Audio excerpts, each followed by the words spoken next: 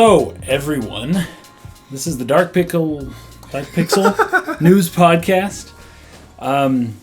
Mike got fired, so we guys, kicked him out. Yeah, Mike gets his butt kicked by allergies around springtime as soon as everything starts blossoming, Which is happening right now. Yeah, so he's out of commission, but you guys are going to see him back next week, and more powerful than he was before. We fired him until his allergies get better. Then he can apply, and we'll consider his resume. We'll consider his resume. In the meantime, submit your own resume. Exactly. Who of you on the podcast? Actually, we would love to have other people on the podcast. We really would. Actually, we've been talking to a few other people, but nothing's worked out yet. It's just tough because there's the three of us, and then so to do it, we would have to do like a weird screen overlay or figure something out. To still it would be like a Skype logistically, something or other. But yeah, I don't know. If you guys have any people that you would love to see on the podcast, actually hit us up. Let us know who you like. Yeah, we can contact some people. We've got some people in mind, but yeah, we do. And we've had some, like Kaysen said, we've had some people approach us to talk about it. But okie doke, guys, got a few topics. Good stuff here. So the first one, Seiken Densetsu Collection, is going to be released for the Nintendo Switch, which is really cool because Seiken Densetsu 3, at least, hasn't really been available for purchase in the West, outside of Japan. Never has. And mostly because they never localized it. There's no English version, unless you find the fan translation. But because the Switch is not region locked, you can buy it now. Go for it. That's even news. We've got Radiant Historia Remake for the 3DS. They're going to do some interesting things with that. Mass Effect Andromeda is out, and we thought we'd be covering that. We may not be, it turns out. We'll talk about that whole issue. Got some user submitted questions from you guys. So one of them is, have you ever stopped playing video games for any significant period of time for any reason? And what brought you back? That's from ZenmenZ96. And then another question is, if you guys could implement any gameplay element from one game series into another, which would you choose? From Patrick Weller. Interesting. So nice. Those are some good ones, guys. Yeah. We'll see how a two-person podcast affects the length and all that stuff. Yeah. So Seiken Densetsu, those games were released in the West, kind of like in a way that you almost wouldn't think they were the same. So, well, there's only two of them that got released. Well, and they're titled kind of differently. So, here like the first one, Mystic Quest Final Fantasy Adventure, Game Boy game, right? And then the second one is Secret of Mana, as we know it, Seiken Densetsu 2. In Japan. Which is a game we absolutely love. We played the crap out of it. Oh my gosh, so much. Because it was one of the few games that had multiplayer. And there just weren't actually a lot of games that had multiplayer that we had anyways on Super Nintendo. Unless they were just like side-scrolling combat. Like, remember that was that Batman Returns video game we had that had some 1v1 type. We played a lot of Mario Kart and a lot of stuff like that. So the two-player Super Mario World, which isn't really multiplayer, but it's one after the other. So we love we love Secret of Mana because it was multiplayer. But Seiken Densetsu 3, now that's a game we've actually played a lot of. Yeah. We played a fan-translated version back in 2001 maybe? Yeah. Long time ago. Played it a lot. Our brother Parker and Mike actually probably played it the most together. But it was funny because back in the day, I mean, we were playing on the keyboard. Yeah, that's right. So you had to share a keyboard. You had to share a keyboard. So one person was on one end. Yeah. The other person was the arrow keys and then the numbered pad for stuff. Oh, that was so funny. It was kind of hard. Actually. We did eventually get some game pads for the PC, but back in the day, it was really hard to get those to work reliably, which was. It was USB 1 back in the days of USB 1. Well, we even had those older ones that were those those pin connector. Oh yeah, the pins, chunky plugs. Because that's how our joystick was connected. I think. Yeah, and it was. So we never really got to play Seiken Densetsu 3 kind of on a controller you were supposed to play it on. Or that's true. Kind of with the setup you should have had. And the translation, I'm really trying to remember the quality of the fan translation. See, I was 14, 13, and I don't remember. I think there's been multiple fan translations since, and I'm not sure which specific one that we were on. But who knows? Anyways, we had a lot of fun with it. It's a super unique game, and especially from that era of RPGs, it's one absolutely worth playing. It's amazing. So this is good news. And it's good news that it's coming to the Switch, but what's really strange is that it's not coming in the form of Virtual Console. Right. Which is the way I thought we would get Secret of Mana and the old Super Nintendo games. Yeah. It's like a $40, $50 game where it comes with the 3 games, and that's fine. But if you break that up, that's $15 per game. Like that's beyond what the Virtual Console's been doing. I feel like that's kind of in line with Square Enix's pricing. Yeah, it is exactly what they've been doing. However, it's not too. I don't know. Totally. There might even be phone versions of these games. Are there? Man, that's a good question. I mean, they've already got Final Fantasy IX. I feel like I've seen people play Secret of Mana on the phone, but I don't know if it was a ROM. I'm not really sure. But so right now this is Japan only. There's no news about a localization. And that's always been the challenge. The big exciting thing here is Seiken and Densetsu 3 maybe getting localized, which would be really cool. But either way, it doesn't. I mean, it matters because if you don't speak Japanese, you can't read it. Yeah, but you can region lock. Buy it now. Yeah, exactly. You could purchase it. Well, okay, so it will go on sale June 1st of this year, for 4,800 yen. Yeah, which is like $40. A little over $40. A little over 40. So who knows what it would be here? But it may be that you need to buy, I don't know, there's like a method where you can buy things on the Switch, but sometimes your credit cards won't work in Japan. And so you can buy their points. You can buy a gift card type thing from a site like, I think Play Asia sells those. Play Asia. But you can go on and buy one from them with your currency and then take that card and then redeem it for yen on the eShop. If your card doesn't work on the eShop, because some people have been having a problem with it. I know we bought a piece of software from Eastern Europe one time, and it flagged our credit card. It was Sydney Sati, our business card. Yes, for fume effects. For doing visual effects, doing fire and smoke simulations. Yeah. And it's really cool, but the bank was like, this isn't legit. They were like, what is this? You bought it from Romania, it was a bunch of money. What are you doing? Somebody stole your credit card. And we were so you might run into that. This. Yeah. But it's really exciting. I think we're pretty pumped about it. If they don't localize it, I think we'll probably maybe snag a copy anyways. Yeah, get the Japanese version. In which case, all of the games would be in Japanese. Like there wouldn't be a Secret of Mana translation. But luckily, the kanji was used less often back in the older games, the NES and the SNES, because they're complicated. It's when you only have so many pixels to work with. It's hard to fit in kanji in that, and so it's a little easier to read. And then sometimes it depends on the intended target age, right? What kanji your kid's going to know or not know. That's true. Sometimes they'd, but what would Secret of Mana be geared to? I mean, I played when I was 8, but I don't. Is it for teenagers or? I do feel like it's probably best targeted at 12-ish, 12-ish years old, that's something like that. Maybe I don't know, but it's fun for any age really. Yeah. But yeah. That's a good question. So, also physical copy. This isn't just a download. There's a case which has some pretty sweet box art on it. And so you can get your physical copy of these games in Japan. Which is interesting. Physical copy of something that you would expect would have been a virtual console release, but there's a physical.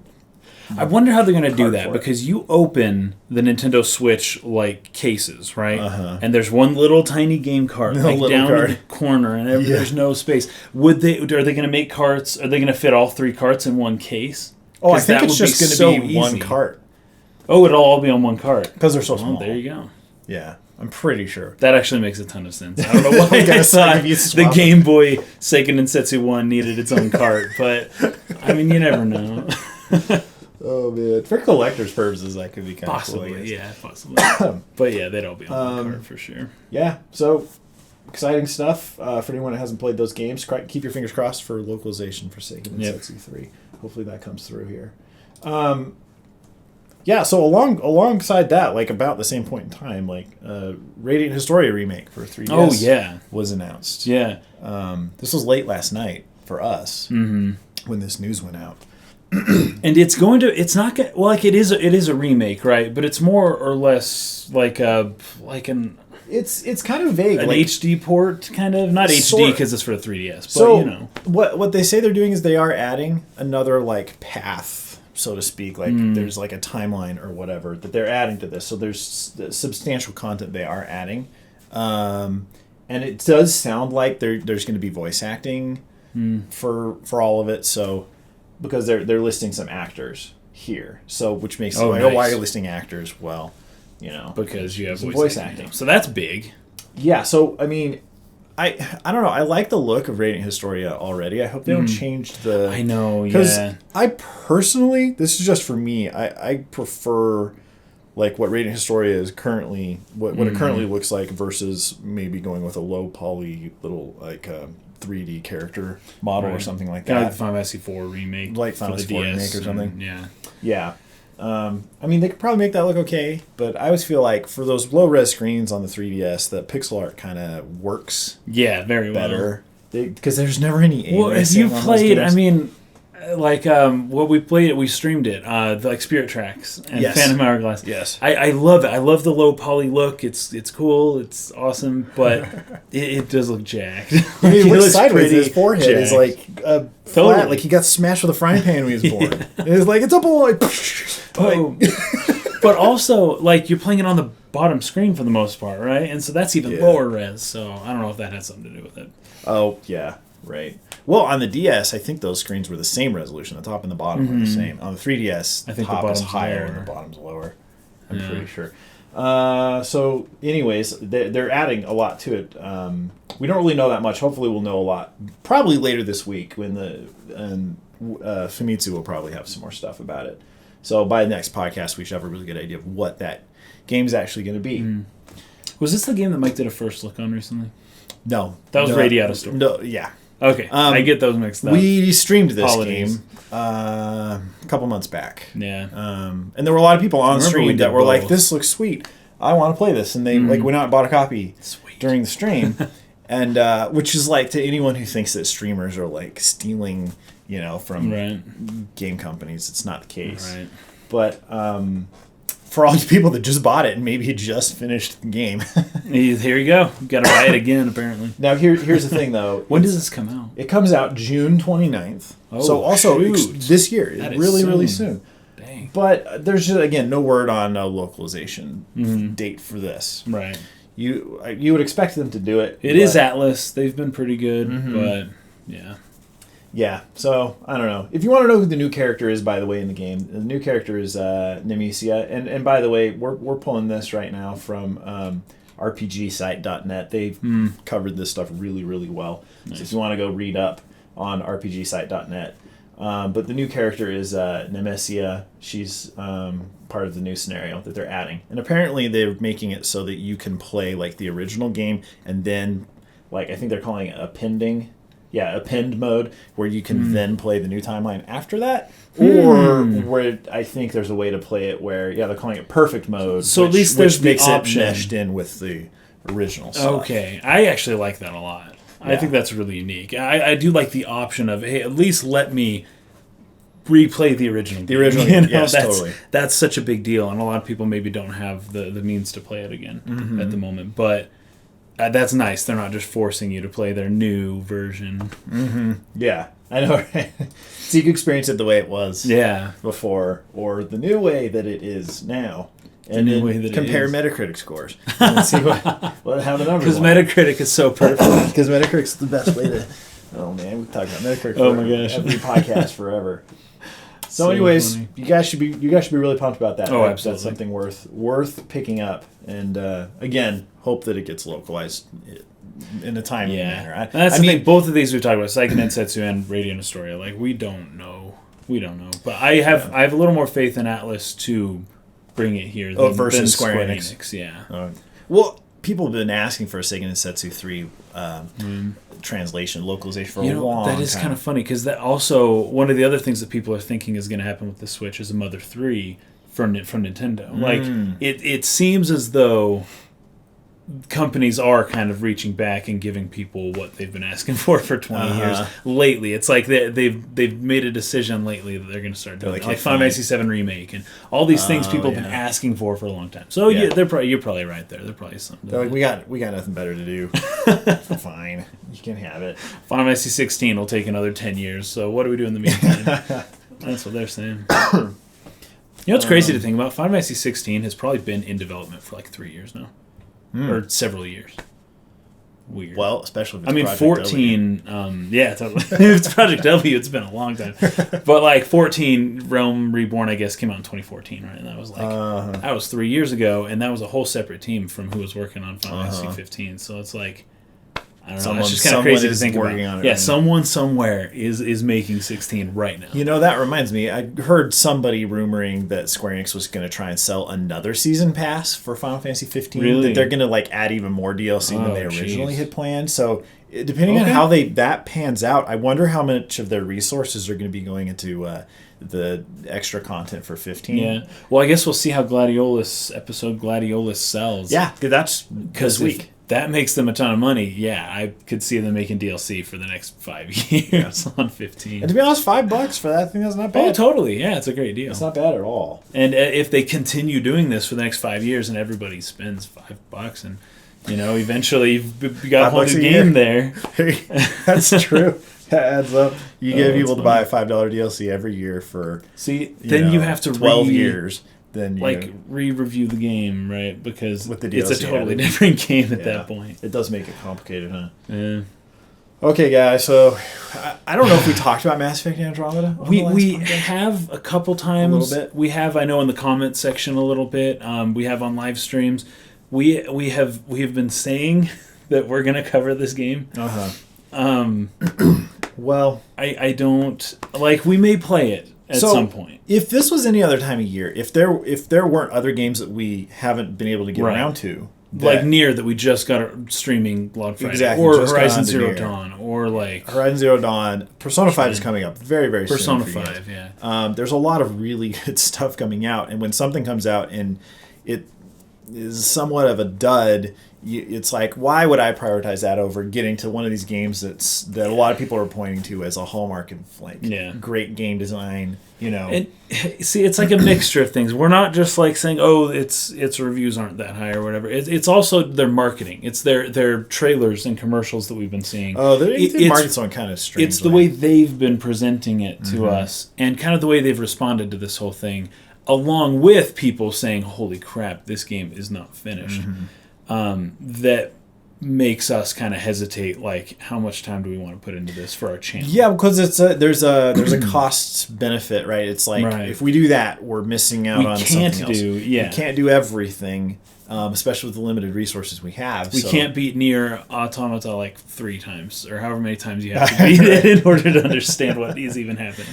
Yeah, so I think expect us to get to Andromeda at some point, especially because Mike's really into Mass Effect. I think we've all enjoyed Mass Effect, but I don't think either of us played Mass Effect 3 at all. No, actually, no. I played 1. I actually didn't even beat 1. Like, not in a bad way. I just... This actually ties into one of the user questions about has there been any time where you've just stopped playing games? It was around that time. But, I played 1 and I played 2. I didn't play 3 at all.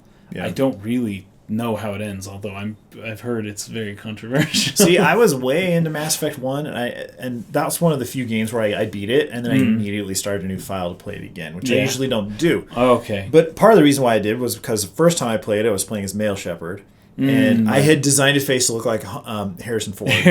Right? That's right. I took multiple nights to because I started a file with a character who ended up looking jacked. Like, he looked fine in the face creator, and then as he started talking to people, he was doing weird stuff, and I was like, dang it. Oh man, his eyebrows were like too thick, they were cutting into his eyes or something. Go through his lips or whatever. Yeah, so I went back and tweaked it, and then I beat the game for the first time with Male Shepherd. And then I didn't really like the voice acting from the Male Shepherd. Right. So I wanted to play it again with Female Shepherd and compare. And then also I had done I had kind of screwed up the Paragon Renegade thing the first time around. Right, because you did what you actually would have done, and instead of just picking one. I played it again. I was like, I'm going to optimize for Paragon and try and prevent all these bad things from happening. Did you play the Female Shepherd? So I played Female Shepherd, and I beat the game that way. And my personal opinion is that Jennifer Hale is a better voice actress, or actor at all. I really liked her performance as that character. Yeah. I don't know. I've just never been a fan of Male Shepherd's voice acting.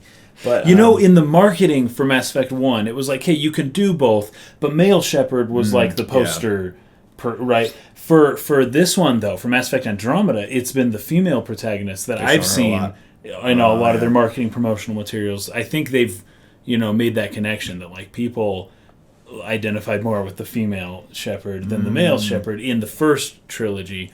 So we're kind of moving on. That's not, by the way, that's not part of the marketing that I'm talking about when I say I don't like it. I think that was fine. It was just interesting that that's how they chose to do things this time. Yeah. So Andromeda, I don't know. It's getting kind of beat up. Let's talk a little bit about that, man. Like the cutscenes, right? Specifically. Yeah. The animation. It's laughable. I'm sure most of you guys have by now seen like a GIF or two or watched videos on Mass Effect cutscene animation. Like the voice acting seems weird. Everything is so awkward, but the animation looks worse than the PS3 previous Mass Effect 2 and 3. It looks like more in line with what you'd see in Mass Effect 1. And that was 10 years ago. And it's almost worse because the character models are a little better. Right. I mean, not all of them. The textures are at least higher res. Right. And so it makes janky kind of... A lot of the animations, even when they're okay, they're kind of popping around. Right, yeah. I don't know what's going on with their rig. You can tell their keyframes are just... Something got weird. Messed up. And I can only speculate as to what that might have been. But I do feel like for a game this big with a script... Because, I think it was Mass Effect 3 script was as long as the Bible or something like that. Yeah. When you have that much voice acting, that much... that many lines that need to be animated... I would imagine people are probably doing a cutscene a day. Well, their animators were probably just cranking through that. They definitely were probably really busy, but I also feel like they probably were using some algorithms or some type of system to aid in the animating process. Well, that would be really easy, at least for facial animations. When you're writing the script, you can identify, sad face, they're angry here, happy face, mad face. But the problem is that shows because their face, as they transition from mad to happy to concerned, it looks so and the weird. The funny thing is that I guess they're not even doing that a lot of the time. They're not even transitioning. They're just static. I don't know. Yeah. I know some video games use lip sync software to match the audio, and then it'll do the lip sync on its own to automate it. Okay. So they don't have to do all of that work. That's and the lip sync's not even the problem necessarily. It's just that they look dead. Like they don't look. No one looks like their eyes looking at each other. Yeah, their eyes are just like stale, looking through. Like one of the things that I think Pixar does such a crazy good job of this, but having their eyes, people's eyes are constantly glancing like from one eye to the other. You're looking at someone's left eye, then their right eye, and that just subtle thing right there makes them seem more alive when their eyes are because. Our eyes are constantly moving. Mass Effect, their eyes aren't really moving. Well, in film, when you light a character for a scene, the eyes are the most important part. How did you light the eyes? They'll always talk about that. How did you light the eyes? And so, you look at certain movies, and if you look at how the lights are reflecting off of the eyeball, and this feels a little technical, but once you start noticing it, you see it everywhere. But you start looking for the catch lights, where's the light bouncing off? Is there a light coming from below bouncing off, coming from above, or is there not really any light bouncing off their eyes? That can make it seem a little dark and dead. Yeah, like a villain in a movie sometimes will have they'll be lit such that they won't have a catch light, they won't have a specular that's kicking back.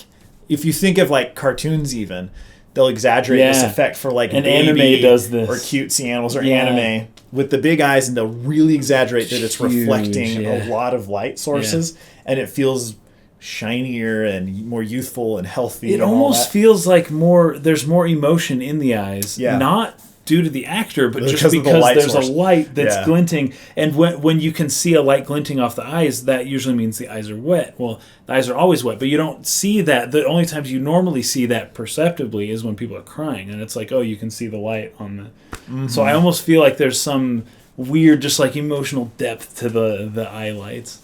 Yeah, well, it's a powerful tool. Yeah. And so in movies... you can get on just someone's eyes and convey an emotion. Oh, very easily. Right? Yeah. With the lighting and then with the performance. And in Mass Effect Andromeda, it's like they're not animating the eyes. Right. And if you're not animating the eyes, or if you're doing very minimal animation of the eyes, the emotion's not going to come from the mouth or the nose Or it's usually the eyebrows body language going up and down. Eyebrows going up and down, and like what? Like the very first time you see your character at the beginning of the game, where they like sit up and they're like right in the camera, and it feels like a wide angle lens, like right in their face, right? Which usually is awkward. Yeah, and it's just like they look jacked. This person looks messed up. Like from the first shot that you see them, they look messed up, and it kind of sets the tone moving forward to kind of be like, I don't know about this guy. This guy looks weird. So in a game like Mass Effect, where the combat is fun, but it's not like super the point of the game. It's not as good as combat in a lot of other games, for instance. Because your teammates tend to kind of suck a little bit. There's still some fun moments, but the it's third like, person mode, I mean, it's interesting. It's sort of similar to the combat from like Resident Evil game. Okay, Which, once again, it's not about, well, it didn't used to be about combat. It was about kind of like this new one. It's about being in a freaking scary environment, and your character moves kind of awkwardly. Mass Effect is more about like exploring space, and there's this crazy story, some drama going on. You're trying to and when it's fine to have subpar or at least just average gameplay when you have such a cool story that's being conveyed via things like cutscenes, right? Those are very important if your gameplay is going to be like kind of like the gameplay in Mass Effect. Something's got to carry it. Yeah, something has to carry. I'm not saying it's like bad. It's just that's not the focus. But when the focus of the game is, oh my gosh, here are these characters. There's this drama. There are these cutscenes are conveying certain things about the story, and your cutscenes are bad. Well, you just what are you trying to do now? Like, what is this game trying to be? Yeah. Because what we thought you were trying to be, apparently you didn't focus on very much. Mm-hmm. So, like, that's just it's weird. It feels strange. It's weird, and it makes me think of a lot of the work that Square Enix puts out. Like, for example, Final Fantasy 15. It really makes me appreciate the high caliber of animators that work at Square Enix, because they do have some phenomenal animators. There's no question about that. Yeah, some of the best. And so, they go for that realistic aesthetic. Blizzard as well, yeah. Oh, such good animators. They go for that realistic look, and they your animation, I don't know, it's easier for it to go wrong the more realistic your character looks. Oh, it's true. You hit that uncanny valley, and you need to find ways to avoid that. And Final Fantasy 15 was kind of hitting that a little bit, but their animations still felt emotional. Like, they still had good animation. They might not be the kinds of animations that maybe, I don't know, you maybe would hope that it was more realistic as opposed to stylized, but at least they have a style, and a direction, and they execute what they're doing. But with Mass Effect Andromeda, I've seen so many people posting pictures alongside, creepy android faces where they've got, it's like a robot head with like, human looking skin and like, looking around, and it's hitting that for people. Totally. It's feeling. Like, these look like robots, not people. Yeah. And then you're asking people to emotionally connect with these characters. And it's like there's no emotion in the eyes. They feel dead. They don't feel like they're looking at anything. And to be honest, it reminds me of the Japanese, like, there's a new hotel in Japan that opened up where all the staff are robot. They're like robotic people, and it feels like that. They're not looking at you, but they look real, but they don't. You're facing me, but you're not looking at me. Yeah. To be honest, I think that I don't know, like. There's part of me that feels like Mass Effect could have benefited from not being a game that tried to look super realistic necessarily. But the series has been established. That's what they do. It's supposed to be like what could happen in a real universe. That's true. With obviously there's some sci-fi stretches and things involved. But okay, this is a bigger problem for the human characters than the alien characters, because as humans you don't see like a Krogan and get an uncanny valley. Yeah, but that doesn't look real. Like, this Krogan, there's something wrong. Well, there are certain like alien characters where their eyes, it's just pure black. Like, they don't have the white parts. Like, you can't actually tell where they're looking. Yeah, it's just pure black, and they face and. You can't read the emotion in the eyes the way, and a lot of animals are like this. It just looks black. You can't really tell where an animal's looking sometimes. And so I think that's part of also why it works with them not animating the eyes for the aliens, but it's fine. You can't tell where they're looking anyways. Their pupils are huge for whatever reason. But for the humans, You can. We got these tiny little dots, and you can see exactly where they're going. Well, humans are really good. Part of the reason is because of the whites of our eyes. Yeah, it makes it really easy to see what a human's doing with their eyes from a distance. Yeah. And I read a book about I think it was a book about eye contact, but they were talking about why humans are good at knowing exactly what another human's looking at, or why humans are good at reading emotions through eyes.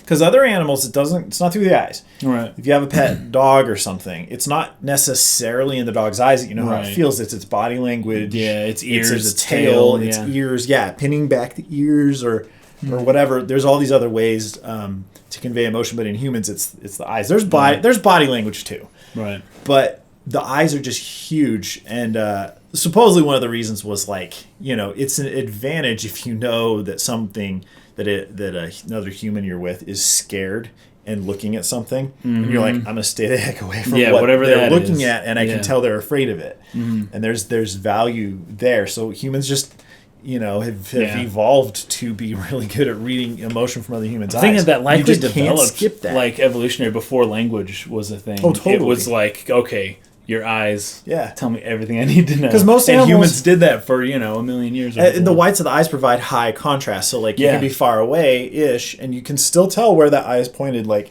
real high contrast. So that's true.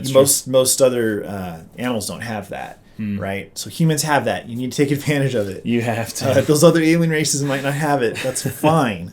But the humans do. And if you're not, I don't know. So...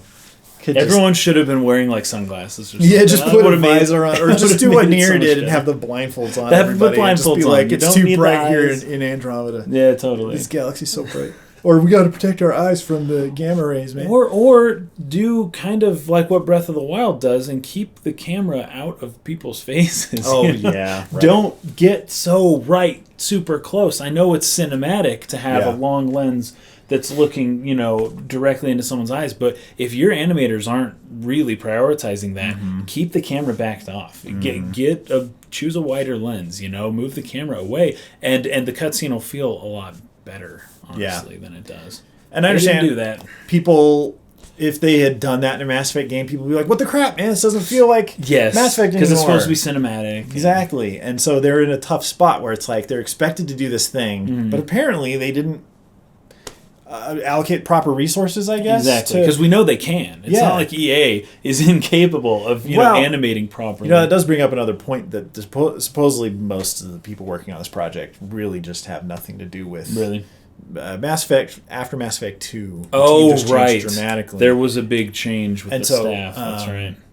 Yeah, so maybe they're just hiring people who have less experience or something, but That's I tend to look at these situations, and I don't assume that the people working on them suck. I assume that the people working on them weren't given proper resources. Exactly. Or time. Yeah. It's tough to say time, though. I mean, they had 5 years, but... how long does it take to animate a script the length of the Bible? Well, exactly, and that's the other thing. Is that because we were talking about how do you how many cutscenes are there in Mass Effect Andromeda? 1,000, or I don't know how many, but when you've got a game like Mass Effect where there's so many different options, so many permutations, so many possibilities, and you have to animate a cutscene for every one of those, that's crazy. And that's why we're talking about how they automated, or they likely automated a lot of it, because it's crazy to expect people to be able to do that much work at once. But it's almost as if they made a choice. There's a trade-off here. Yeah. Either have a billion possibilities, and then the cutscenes aren't going to be very good because there's way too many, or have fewer possibilities and really take some time and polish these cutscenes. So go with a narrower scope. Yeah. It seemed like they bit off went more with the than wide scope and then just kind of said, so be it. If the animations aren't as good, at least people have more options. And it does play in a little to the open world versus more linear style game structure debate. That the more linear your game is, the more you can hone in. Yeah. You know what the player is looking at in any given moment. That's right. Yeah. And you're not working on things they might never get close to and a great example would be the higher the fidelity gets in open world games, the harder it is to pull off. I feel like, for example, Final Fantasy 15, someone could have spent a bunch of time designing a pamphlet that's on a desk in a room, that no one looked at up close, or not nobody, but say a given player didn't look at up close. That most players, most players maybe missed. and it's great that it's there because you can look at it and be like, this world's so detailed. Right. But then if someone's missing it, you're putting work into stuff that a person didn't experience, and it was a large amount of work. And so how do you find that balance? But a linear game can avoid that. Totally. It's like, oh, you can't pick up that. Yeah. We didn't design a pamphlet because you can't pick up the pamphlet because it's a linear game and we don't want you to. So, I don't know. It's and this is the kind of thing where we haven't played the game. And that's part of why we're even like bringing it up is because we likely won't be covering this as much as we thought. But if you guys, have maybe found other aspects where the game is shining that have not really been reported on, like I'm open to that. And we're still open to playing it. Like Landon said, we'll probably play it at some point in the future. I know Mike is still interested. It's hard to, give preference to this game amongst the others. It would be hard to prioritize this over Horizon Zero Dawn, which we haven't played yet. But, like we're open to the fact that it might still be a good game. It's just unfortunate that what we've seen of it is not. And we kind of, coming from the same spot, I know we were critical of a lot of people who were saying what they thought about Breath of the Wild without having played the game. Right. Like, we get it. We haven't played Mass Effect, and here are our opinions on the game. But at least understand why we likely won't be covering it as much. Well, this is part of it. Yeah. So I would hope that the core gameplay of the adventuring and exploring and the gun stuff and all that is still executed well. Yeah. But it's just tough for a game where so much of it is spent in cutscenes, like you're saying, or little cinematic conversations. That when those, because you can watch those, I know, and just say like this part of the game makes me kind of doubt how well they approached the whole game. But so it's getting mixed reviews. The question is, what do they do now? Where does Mass Effect Andromeda go after releasing a game that is by far the lowest rated of the given the other three? And it's like, well, do they have a new trilogy in Andromeda, or do they kind of need to back off and reboot the whole thing? This is kind of was a reboot. I know. Everyone was wondering what this was going to be moving reboot. in. Like, it was so mysterious. I just think there's a lot of potential for what this game was with going to Andromeda and all that. And maybe the plot and everything carries out and it gets super interesting with that's a possibility. The concepts of being in another galaxy. But you know what's weird? They didn't, and I found this very strange. I didn't see much about Andromeda until just a few months ago. Yeah. They didn't really advertise it all that much, and certainly not very early on. I feel like October-ish was when we started to see a little bit more, October, November. And then they announced a release date, and it was only a few months later. It was like, dang, like if you're if you know that you're sitting on a great piece of entertainment, whether it be a movie or a game or whatever, usually, you want, mark the calendar. Usually the ad campaign starts well ahead of time, right? And the fact that it didn't really for this game, and that when they announced a release date, it was so soon that it kind of took people off guard. I think a little bit surprised. It may have been the fact that EA knew, hey, this isn't actually, we're not going to put as much money into advertising. We're not going to waste money on marketing this one as much as some of our others because they may have known that this wasn't quite up to par. But they wanted to release it anyways because they're EA. Right. Oh, yeah, instead of delaying it more. That's just a theory. That's my theory. But, it is very odd. So a franchise like Mass Effect could have been building hype for a long time. Yeah. You guys, if any of you have played the game, like Kason said, let us know what your experience has been with the game. And what are its redeeming why qualities? We should prioritize it over Horizon Zero Dawn. Exactly. That's the big question there. Because already between Horizon and Breath of the Wild, I'm sorry, we went Breath of the Wild. But now that, we're slowly, Mike's beat Breath of the Wild now, I'm getting close. So it's like now we can pick up something else. Check out some of those. Yeah. We're thinking it'll be Horizon Zero Dawn, not Mass Effect. Yeah. Okay, sweet. Well, that's it for the news. We got user submitted questions here. This first one, Zenmen's 96? I don't know. I think I said that right. Have you ever stopped playing games for a significant period of time for any reason, and what brought you back? So you're saying you it was around. So basically, like the Xbox 360 generation was kind of. I do know what happened. I went on a mission.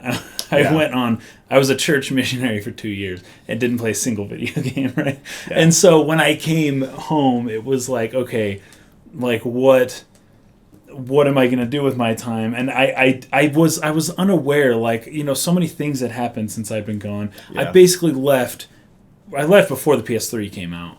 And when I came back, it was like, all right, we had a Wii. Okay, let's play that. That's fun. The new Zelda came out. I didn't get to play it. Let's play that again. I was playing catch up for a little while. Yeah. And I just didn't really get into. And I did when I came to college. The Xbox 360 had Modern Warfare and World at War, and we played that like crazy. But other than that, I didn't really get to play a lot of these games. And so me and my friend Dan actually were playing Mass Effect. Like once a week, I'd go up to Salt Lake and play that game, and it was like, oh, the crazy new experience, you know? But I just didn't, like, I don't know, I just didn't care to, like, immerse myself into a game as much at that point. And so for a few years there, I just kind of, like, I don't know, I just kind of stopped playing. And what ended up getting me back in was YouTube and us, like, starting a YouTube channel. That's where it was like, all right, and then all of a sudden, like, we got a popular channel and a big following, and Nintendo noticed us and sent us a Wii U for free. All of a sudden, I had, this Wii U. Around like 2012. Yeah, it was around 2012. And it was like, oh, we've got this brand new piece of hardware. Let's go play some of the games for this thing. And, of course, I also played like Skyward Sword and other things. You had bought that, though. I didn't even buy it. Yeah. You bought it, and I played your copy. I bought it, and I didn't play it. But I just wasn't like crazy into games as much. I'd much prefer just watching someone else play it. Like, you guys were getting way into Skyrim even. And I didn't play Skyrim for years after it came out. I remember the first time you played Skyrim, too. Cause you kind of were like, all right, I can get into this. And after a while, you're just like, I don't know, man. I want to do something else. I have to this day. I've not beaten Skyrim. Yeah. Like even like the main quest. I played it for a little while, and I mostly I had it on PC, but I didn't want to play it. I wanted a controller. Yeah, but I didn't really care to like go buy a controller. Mouse and keyboard, I've never been totally down with. Yeah, like, I've played a lot of games like Mass Effect. I did actually try Mass Effect mouse keyboard. Did you? Really hard. But Skyrim mouse and keyboard, I played Skyrim all the way through mouse and keyboard, and I kind of hated playing it that way the whole time because it cramped my wrist.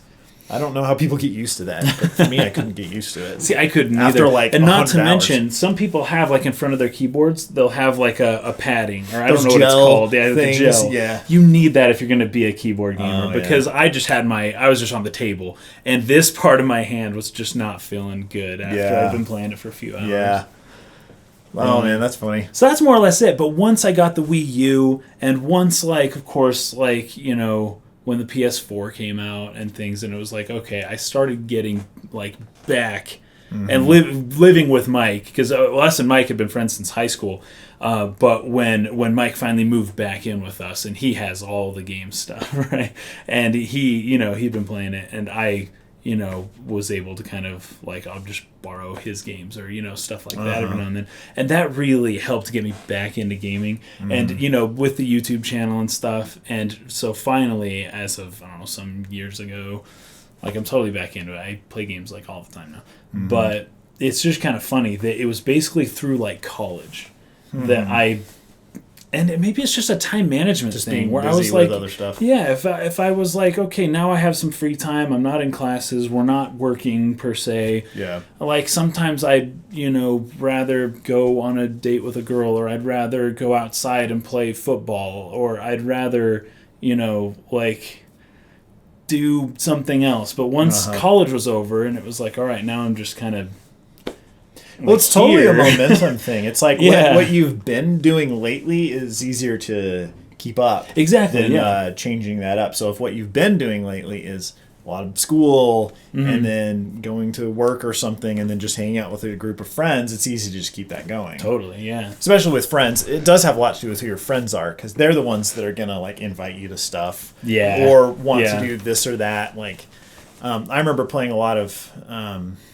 like Nazi Zombies. Yes. With Jeremy and David and Matt and everybody and Jordan. And And if it weren't for them, anytime I've gone to hang out with like David and Jeremy again, they're like, let's play some zombies, man. Let's play some Nazi zombies. Yeah. Which I always had so much fun with. But it was like, it's like, man, I haven't played that in years. Mm-hmm. But then I hang around them again, and it's like, oh yeah, let's play. Like, let's do it. Yeah, totally. That's what we do. What else would we do? That's funny. For me, so similar to Kason, I lived in Japan and I was a missionary in Japan from 2005 and 2006. 5 and 6. I think you left in 4 though. At the very, very end of 04. Yeah. And I was there for 2 years and I came back. And then that was the Christmas that like the Wii had just come out. That's right, yeah. And so we got a Wii with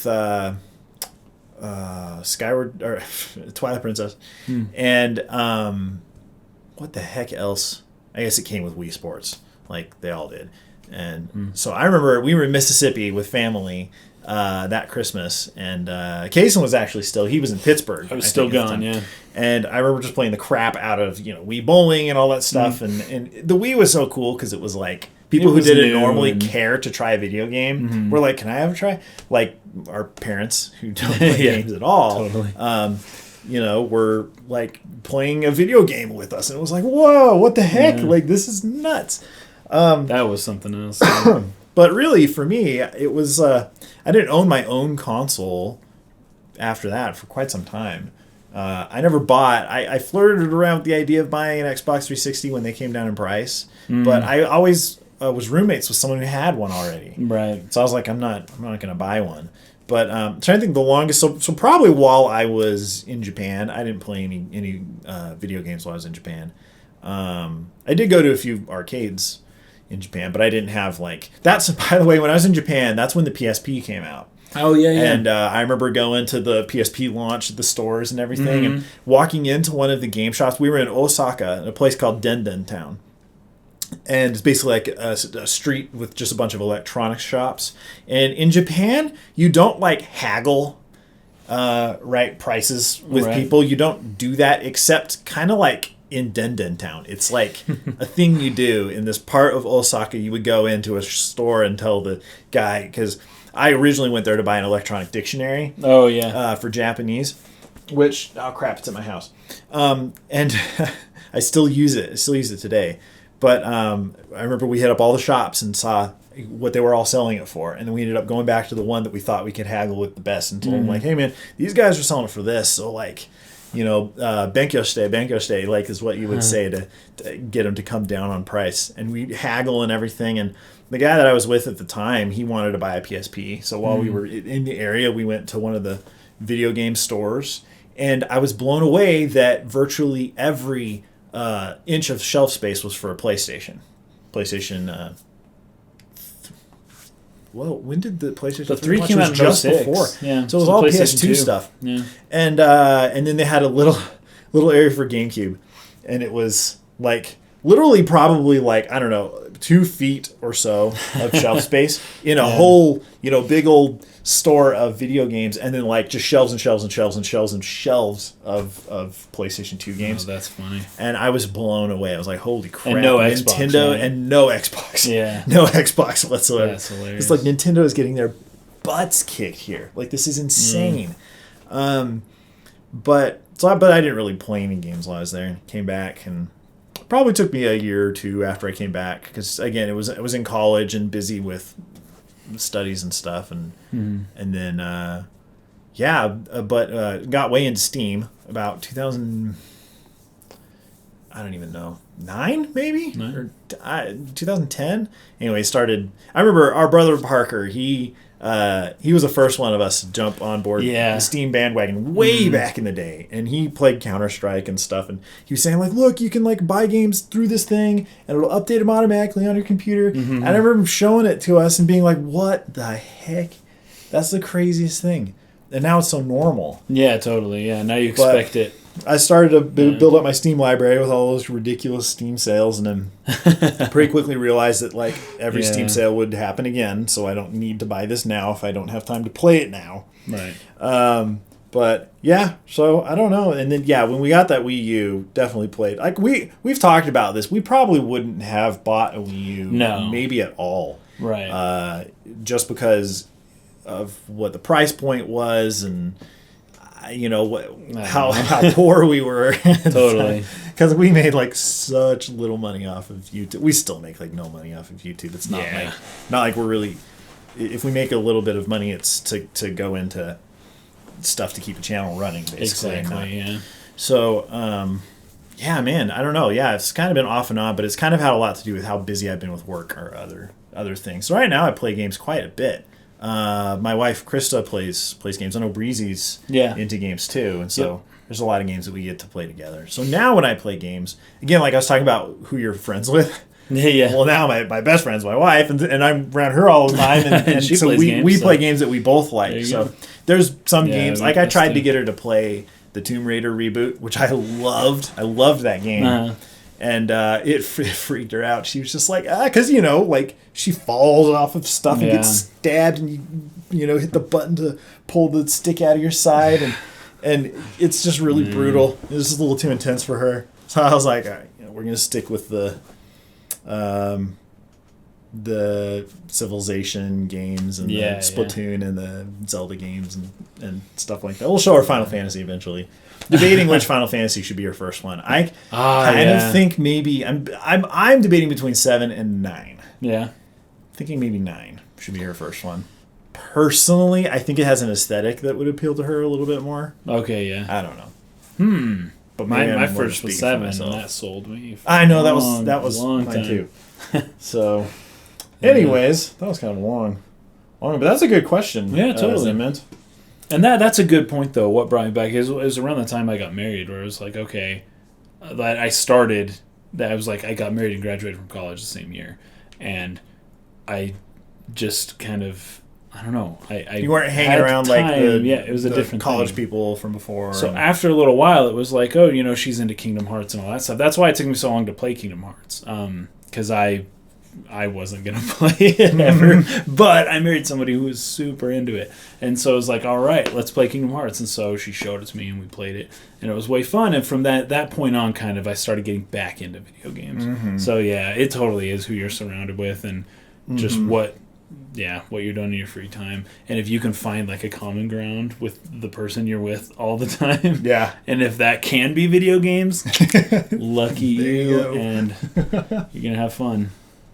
Oh man, but video games are a social thing still, right? Where like I used to read more than I do now, but reading's not as social of a thing. It's like you're reading, or you could listen to an audiobook with somebody. I guess, but it's easy to share video games. Totally.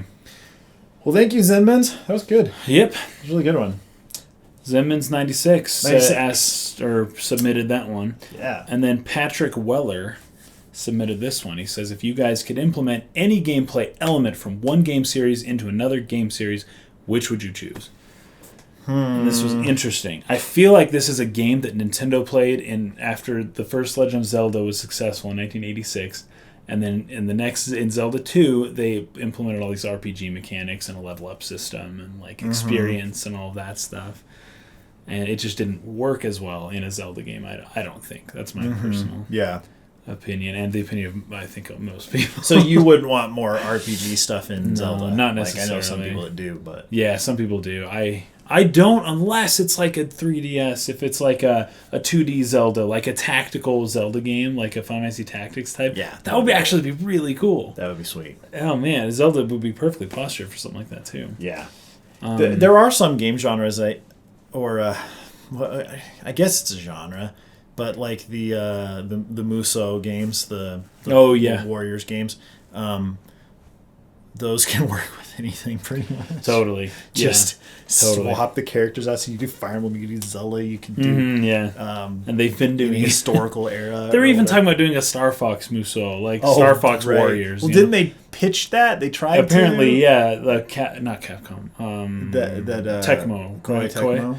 They had pitched it, and Nintendo was like, it would probably be better to do Zelda, which I think... They secretly wanted to do Zelda the whole time, but they had pitched something else, and that's kind of funny.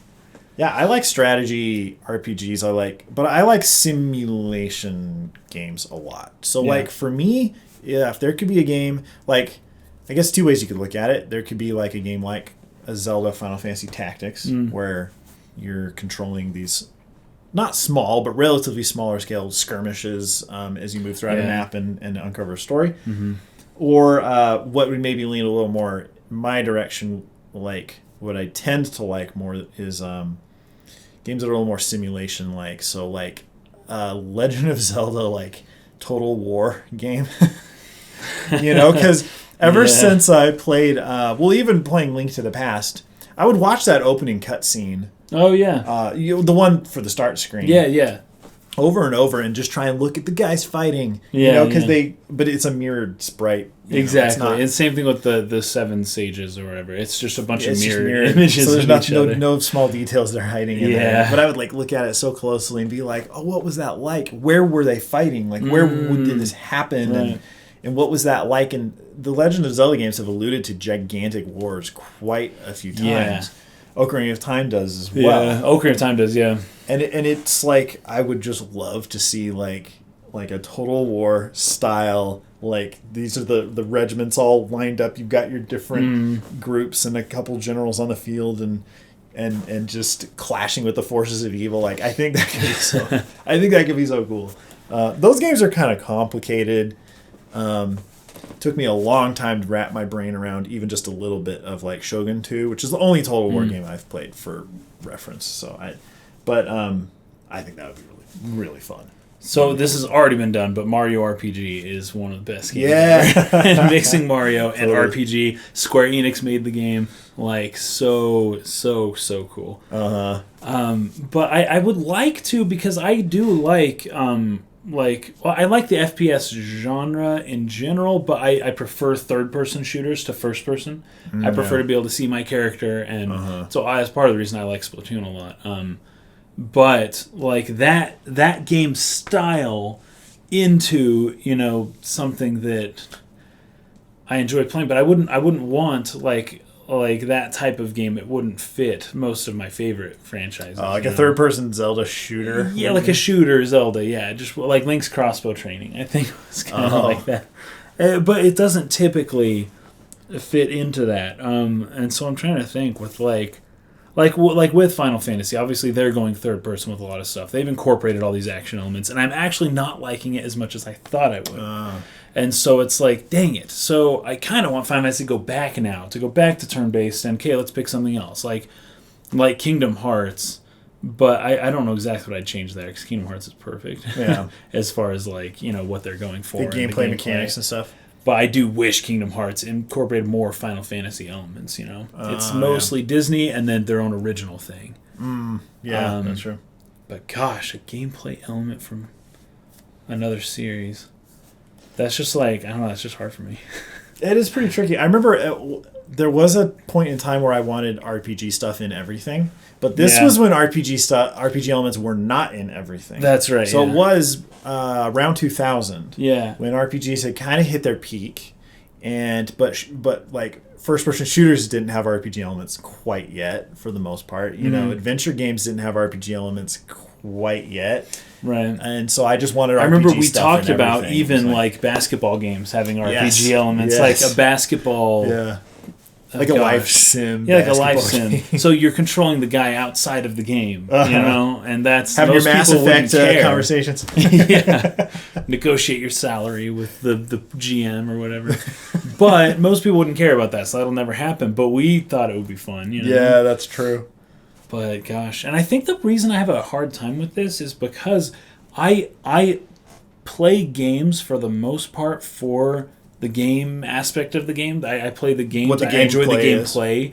So it's not like I'm looking like if I like a game, it's because of the gameplay. So if I'm like, oh, this gameplay in this game, well, but I only like that game because of its gameplay. So I don't want a different. You don't care about the other stuff. I don't want the other stuff coming. I just like this for what it is, and so.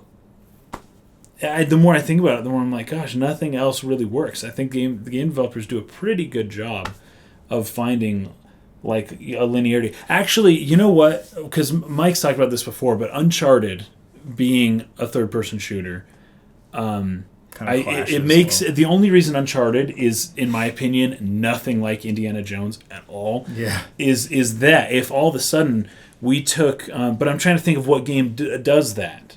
What game is more of an adventure exploration as opposed to killing less, a zombie fighting. horde, killing game? Well, not Tomb there Raider. aren't many.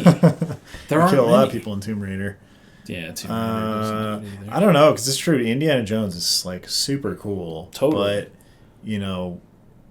I guess you would just have to have a lot of puzzle elements or straight up exploration without fighting honestly, things. Zelda's probably it. If Zelda was more like Uncharted, but even in Zelda, Zelda's a bit softer because for the most part you're killing monsters, not people. Right.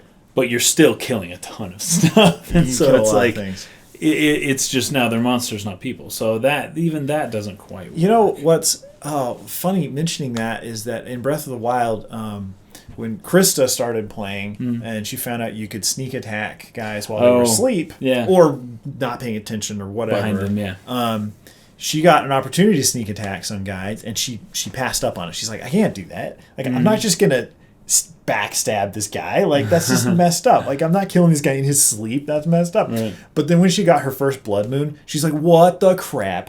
What the crap? They all come back anyways. So then she didn't feel bad about it. Her moral. She's like, I hilarious. can take these guys out. Like it's no big deal because they're just gonna come back anyways. Nice. So it doesn't matter. Oh man, that's funny. Oh man. Well, yeah, Patrick. Oh That's jeez. a good question. A lot of different ways that could go. Totally. Yeah. So that's it for the questions from you guys this week. We've got like all your guys' questions. We have more. We're gonna get around. We didn't want to get to too many of them like this week, Especially because we don't have Mike's Mike not here. Yeah. But next week we'll get to more of your guys' stuff, Yeah. and hopefully it'll be a slower news week too, so we can just blow straight through the news portion. But guys, thanks for watching. If you found this podcast just through the audio portion, we run a YouTube channel called Dark Pixel Gaming. You should check it out. If you're here on Dark Pixel Gaming, we appreciate having you guys around. Last week we promised that we would talk a little bit about Patreon, but again, we're gonna have to wait till next week. Yep. To talk more about that. But goals and things for Patreon, because we hit our first goal on Patreon, and that was to get enough to buy a PS4 Pro. So we're gonna be getting that PS4 Pro soon. We're gonna unbox it, and to everyone who has contributed anything to us so far, or even just shared any of our videos or liked any of our videos, we really appreciate you guys. Thank you so much for all the support you've shown us. Come hang out on Discord with us. The Discord link's in the description. We would love to have you guys there. If you're not sure what Discord is, or if you kind of feel like it's a little confusing or daunting, there's people there to help you out. Yeah. So it's a good community. Yeah, totally. Just ask for help, and the people will come. They will swarm you with their help. So, anyways, yeah, guys, look for the next podcast up coming next Wednesday. Yeah. And we'll see you guys around.